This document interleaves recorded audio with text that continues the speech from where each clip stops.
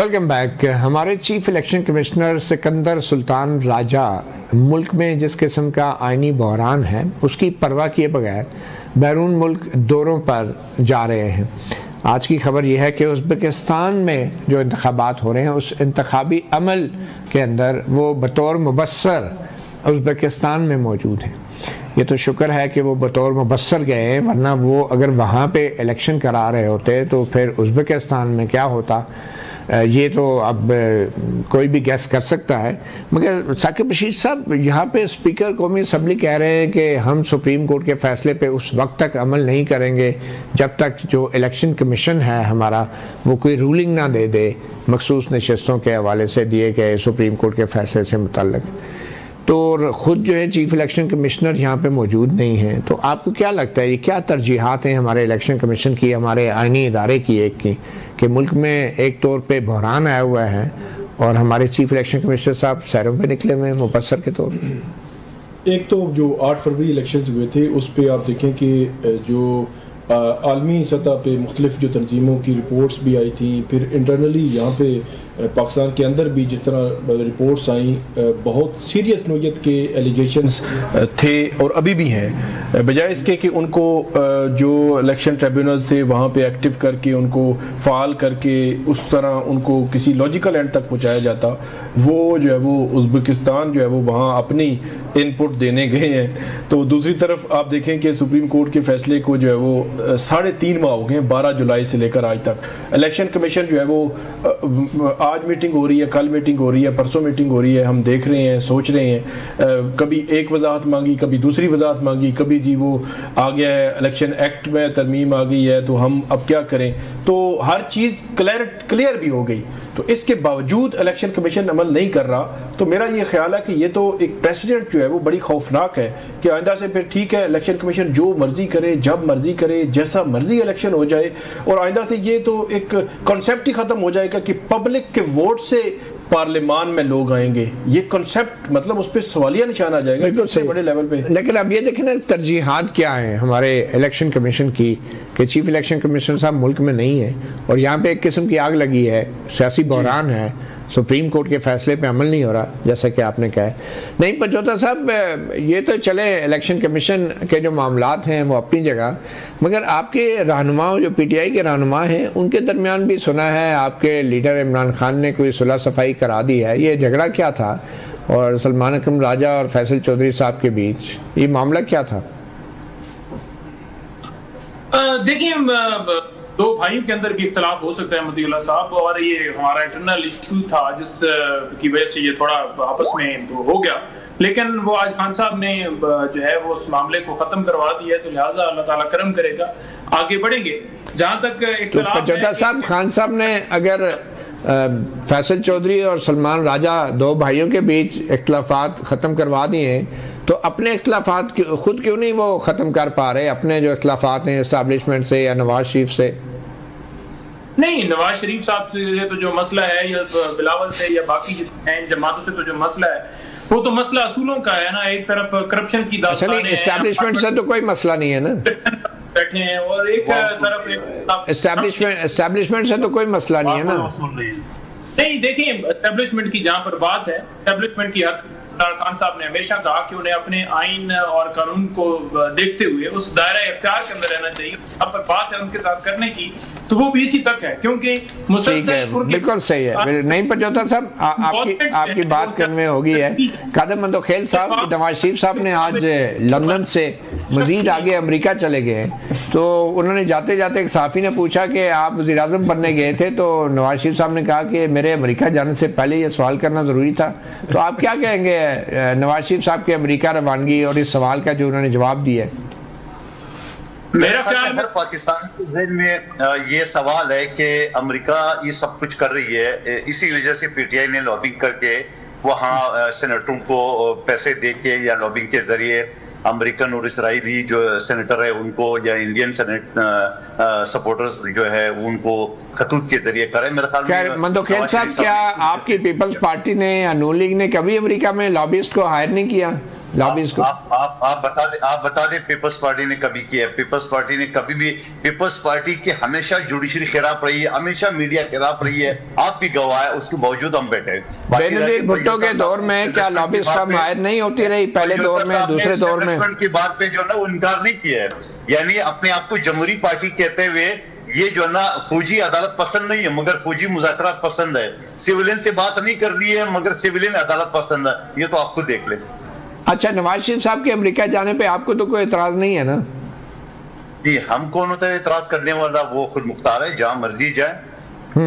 तो justice Mansoor Ali Shah focus नजर आते हैं, तो ये भी एक मेरे ख्याल में बड़ा इंपॉर्टेंट और अहम पैगाम है। और इसमें एक और जुमला मैं पढ़ना चाहता हूँ, इस इलाइमे में जो कहा गया है, वैसे तो अंग्रेजी में ये जुमला कहा गया, उसका उर्दू का तर्जमा ये है, मुअज़्ज़ज़ चीफ जस्टिस ने तमाम जजेस का शुक्रिया अदा किया कि वो केस मैनेजमेंट प्लान को मुकम्मल तौर पे लागू करने के अज़्म के साथ बयान करदा अहदाफ को हासिल करने के अज़्म के साथ हैं।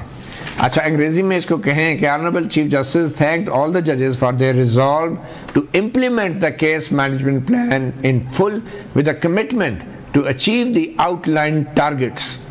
Progress will be reviewed in the next session of the full court meeting scheduled for 2 December 24. तो इससे तो लग रहा है कि 16 जजों ने मुकम्मल तौर पे अब केस मैनेजमेंट प्लान के ऊपर काम करना है, बेंचेस अकॉर्डिंगली तश्कील दे दिए गए हैं। तो मंदोखेल साहब, आपको क्या लग रहा है कि जो आज फुल कोर्ट की मीटिंग में पूरे 1 महीने का केस मैनेजमेंट प्लान सामने आ गया है, तो आपको लगता है कि इसके बीच में किसी आईनी बेंच की भी गुंजाइश निकल सकती है? मुतीउल्लाह साहब, तो इसका मतलब मैं ये ले लूं कि अगले 6 महीने कोई आईनी केस नहीं सुना जाएगा। मासवा है के शायद 26वीं तरमीम के फुल कोर्ट के नहीं 26वीं तरमीम अगर उड़ेगा तो फिर चीफ जस्टिस साहब कहाँ बैठे होंगे? ठीक है ना। तो अब इसका क्योंकि ऑलरेडी कानून वो तो जब उड़ेगा तो उड़ेगा ना। सजाद अली शाह ने भी आपको याद है एक जजमेंट दी थी और उस जजमेंट को सजाद अली शाह पे लागू हुआ था। मेरा कहना ये है कि फुल कोर्ट के मुतफ़क़ा 16 जजेस साहिबान ने ये कहा कि अगले 6 महीने तक हम फारिग नहीं है, आईनी केस नहीं सुन सकते। तो इसका मतलब तो पीटीआई तो फिर कल से फिर रोना धोना शुरू कर देंगे और मेरे ख्याल में 16 के 16 जजेस के खिलाफ शुरू हो जाएंगे सोशल मीडिया के जरिए। तो इसका मतलब ये है कि हुकूमत को एक और आईनी तरमीम लानी चाहिए कि ये जजेस की कमी कैसे पूरे कर ले, ये जजेस की कमी कैसे पूरे कर ले, क्योंकि सुप्रीम कोर्ट के 16 जजेस ने तो आंख खड़ी कर दी 6 महीने तक हम फारिग नहीं है। और फिर मैं ये भी कहूंगा कि इस हवाले से जो आपने कहा फला वकील ने केस दाखिल किया है, वो केस दाखिल करके असेंबली के प्रोसीडिंग को वैसे ही चैलेंज नहीं किया जा सकता है। ये पंजा आजमा ये कल सुप्रीम कोर्ट का इलेक्शन हो रहा है, कल के बाद आपको लाशे माशे ये सारे डायलॉग बाजी कुछ नजर नहीं आएगा। हर आदमी अपने अपने घर पे खुश होगा। कल जो सुप्रीम कोर्ट का जो इलेक्शन हो रहा है, ये भी तो 26वीं आईनी तरमीम के ऊपर एक रेफरेंडम साबित हो सकता है।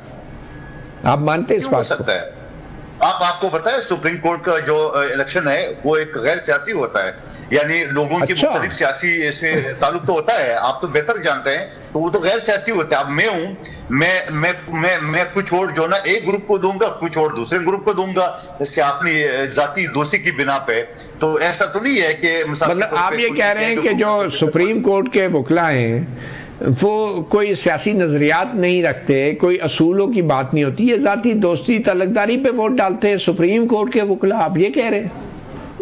देखिए, आप उसको दूसरी तरफ ले जा रहे हैं। मैं ये कह रहा हूँ कि सुप्रीम कोर्ट बार सेशन में कोई सियासी ग्रुप नहीं होता है, मुख्तलिफ पार्टी के लोग मुख्तलिफ ग्रुप में होते हैं। आप माजी का भी देख लें, उसमें नजरियात का कोई अमल दखल नहीं होता। आपको नजरिया के कौन सा मंशूर होता है? एक तो उसके लिए जा रहा है कि फलाना सदर बेहतर काम करेगा, फलाना बेहतर करेगा, तो इस तरह से होता है ना सारा। ये तो नहीं हो जाता है कि पीटीआई कैंडिडेट इसको वोट देंगे, ये पीपल्स पार्टी कैंडिडेट है इसको वोट देंगे, ऐसा तो नहीं होता। अब्दुल कादर मंदोखेल साहब, ये सुप्रीम कोर्ट बार के वकला के बारे में आप ये कह रहे हैं, मुझे यकीन नहीं आ रहा, क्योंकि ये वो सुप्रीम कोर्ट बार थी जो जनरल मुशर्रफ को निकालने में सड़कों के ऊपर आई थी और जनरल मुशर्रफ को भगाने में कामयाबी से इसका बहुत बड़ा किरदार है। और आज आप कह रहे हैं कि ये कोई इलेक्शन में कोई सियासत नहीं होती, ये क्या बात हुई?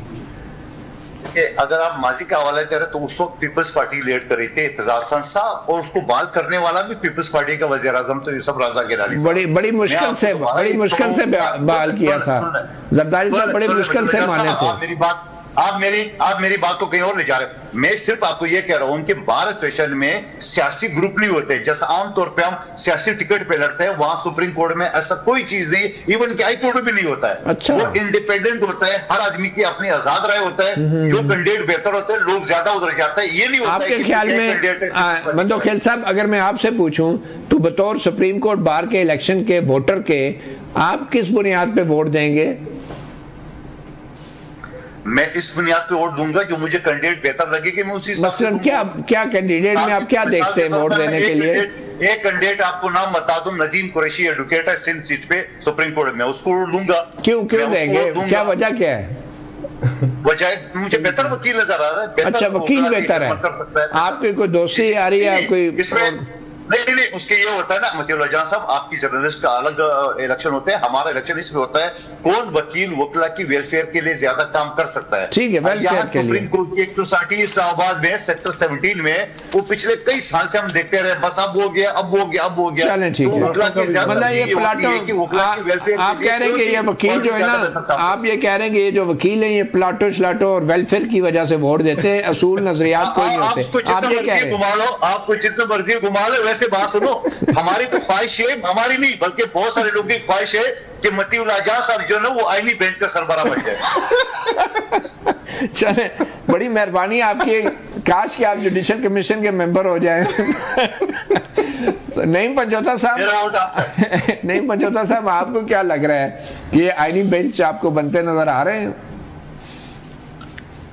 देखिए, जो आज फुल कोर्ट का इजलास जो है वो आज हुआ है, जो मीटिंग हुई है उसके अंदर अगर देखा जाए तो आपने देखा होगा कि एक फिगर दिया गया है कि इतने केसेस सुप्रीम कोर्ट के अंदर जो है वो इल्तवा का शिकार है।